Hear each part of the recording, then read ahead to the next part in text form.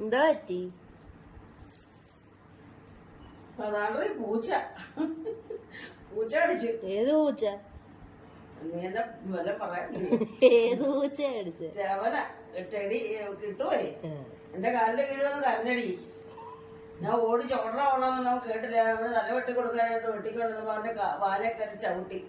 അങ്ങനെ അവനൊറ്റ കടിയും തന്നു കേട്ടോ. പക്ഷെ എനിക്ക് അന്നേരം നൊന്തില്ലടി.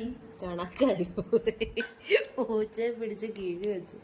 വഴി കൂടെ പോന്ന പൂച്ച എല്ലാം പിടിച്ച് കഴുകിയപ്പോഴൊന്നും നീറിയില്ല. പക്ഷെ ഇപ്പൊ നല്ല നീറുന്നു. ഹൈഡ്രജൻ ഇല്ല.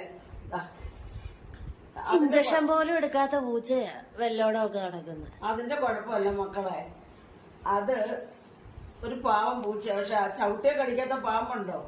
അവന്റെ വാലെ ചവിട്ടിയപ്പോ അവന് രക്ഷാർത്ഥം അവന്റെ കാല് വലിക്കാൻ വേണ്ടി അവന് ഒറ്റ കടി. അങ്ങനെ ആഴമായിട്ട് കടിച്ചില്ല. അന്നേരം എനിക്ക് മുറിവ് ഫീൽ ചെയ്തില്ല കഴുകിയപ്പോ. പക്ഷെ എനിക്ക് ഭയങ്കര വേദന ഉണ്ടായിരുന്നു. ഇപ്പൊ നണ്ട് ചെറുതായിട്ടുണ്ട് മക്കളെ. ഒന്ന് കാണിച്ചടി.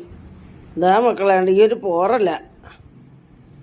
ഇതാ സെറം എടുക്കണമെന്ന് തോന്നുന്നു. സെറം വേണ്ട, ഇഞ്ചക്ഷൻ എടുത്താൽ മതി. ഒരു പോറലേ ഉള്ളു. കണ്ടില്ലേ?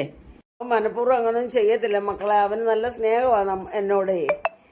നമ്മൾ തീറ്റ കൊടുക്കുന്നതിന്റെ സ്നേഹം അവനുണ്ട്. പക്ഷെ അവന്റെ ചവിട്ടിയെ കടിക്കാത്ത പാമ്പുണ്ടോ? അങ്ങനെ അവൻ കയറി പെട്ടെന്ന് അവന്റെ ജീവൻ, അവന്റെ നോവുന്നതും വേദന എടുക്കുമ്പോൾ ആരായാലും തിരിച്ചു കടിക്കത്തില്ലയോ എന്ന് പറഞ്ഞ പോലെ ഉള്ളു മക്കളെ.